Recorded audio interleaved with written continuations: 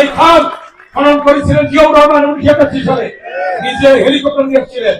কি মনে আছে? হেলিকপ্টার দিয়ে জিয়াউর রহমান আসলেন আদিবাজারের মাঝে, নেমে খাল খনন করলেন। 1992 সালে যখন আমি এমপি হইলাম, 91 সালে, 92 সালে খালেদা জিয়া জয়নগর মাঠে এসে খাল খনন করেন নাই? মনে আছে? দেখছেন কে কে ওই সময়? দেখছেন? ছোটরা কিন্তু দেখে নাই, দেখছেন? এই যে দেখেন, এইবার তারেক রহমান মাননীয় প্রধানমন্ত্রী বলেছি, উনি দিয়ে দিয়েছেন, পানি সম্পদ মন্ত্রীকে পাঠিয়েছিলেন। আবার ইনশাল্লাহ নতুন করে খাল খনন আবার শুরু হবে ইনশাল্লাহ। আর খাল খননে কি হয়? জিয়াউর রহমান নিজে কালিন্দী এসেছিলেন, কালিন্দী এসে ইরিগেশন প্রজেক্ট করছিলেন, করে সারা বাংলাদেশে প্রজেক্ট করে জিয়াউর রহমান খাল কেটে খাদ্য দ্বিগুণ উৎপাদন করেছেন।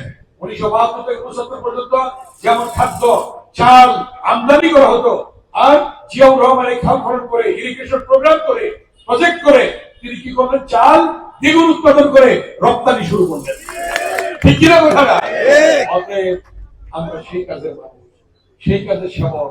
জিয়াউর রহমানটা গেঞ্জি পরে কোদাল দিয়ে মাথায় ক্যাপ লাগিয়ে মাটির মধ্যে বসে কাজ করেন না?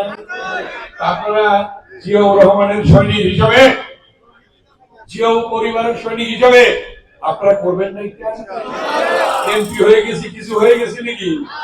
মাটিতে বসতে পারি না? আপনারা পারেন না? করতে হবে, কাজ করতে হবে, কাজ করব, জনগণের জন্য করবেন। যে লোকটি অসহায় তার পাশে দাঁড়াবেন, যারা বিত্তবানরা। তারপরে সমস্যা আমাকে বলবেন, ছেলে মেয়েদের স্কুলে যেতে বলবেন, যার লেখাপড়ার সমস্যা আছে পয়সার জন্য, সেটা ব্যারিস্টার রবি তাদের জন্য ব্যবস্থা করবে। একটা ভালো কোন ঘরের সন্তানরা টাকার জন্য, পয়সার জন্য যেন লেখাপড়া বন্ধ না হয়, এই জিনিসটা আপনার খেয়াল রাখবেন। ছড়িয়ে দেন কেরানীগঞ্জে কথাটা, ছড়িয়ে দেন ঢাকা জেলা, শোনে বলবেন সবাইকে লেখাপড়া করতে হবে, সবাইকে স্কুলে যেতে হবে, বড় হইতে হবে। কেউ সচিব হবে, কেউ ডাক্তার হবে, কেউ ইঞ্জিনিয়ার হবে, আর নয় কি হবে? অটো চালাবে, ঠেলা গাড়ি চালাবে, রিক্সা চালাবে। আমরা কি চাই আমাদের সন্তানরা এই জন্যই আপনাদের সে কাজগুলো করতে হবে। এটা আমার অনুরোধ, এটা আমার অনুরোধ। স্বাবলম্বী হইতে হবে। মজা পুকুর খুঁজে দেন, আমি বরাদ্দ দেওয়াই দেবো। মাছ ছাড়বেন সেখানে, হাঁস মুরগি পালবেন। তারেক রহমান 26 বছর আগে একটা কথা বলেছেন, একটি উদ্যোগ, একটু চেষ্টা এনে দিলে সচ্ছলতা দেশে আসবে, স্বনির্ভরতা। স্বনির্ভরতা।